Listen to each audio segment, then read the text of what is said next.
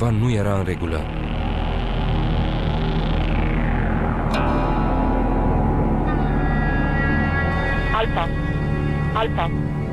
Alfa. A dispărut cupola. A dispărut cupola în maniera cea mai proprie a cuvântului, a expresiei. În imagine se văd două corpuri care au o stare de agregare solidă, nu sunt translucide și au fost înregistrate de camera de luat vederi dispusă în interiorul aeronavei. Sticla din cabina pilotului a fost spartă de unul din cele 4 obiecte ciudate. Pilotul a fost rănit, iar resturile de geam i-au ricoșat în masca de oxigen, foarte aproape de ochi. Sticla organică, care este destinată pentru protejarea pilotului la înălțimi mari, stratosferice, nu putea să fie spartă decât de corpuri foarte dure.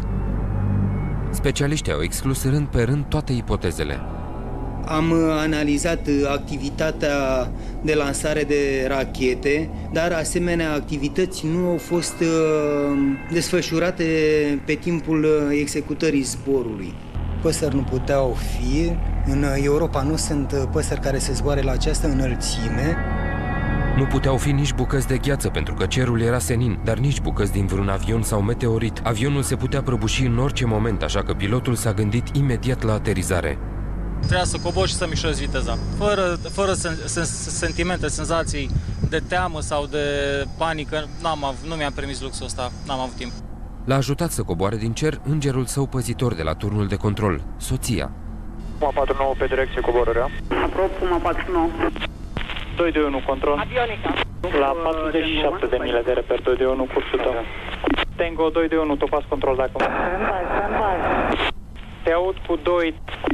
A auzit toate comenzile până când migul a ajuns pe pistă. Un final fericit de film, ar spune unii. Un noroc, ar spune alții. Un mister, spun specialiștii. Știm ce nu putea fi, dar nu putem afirma ce a fost.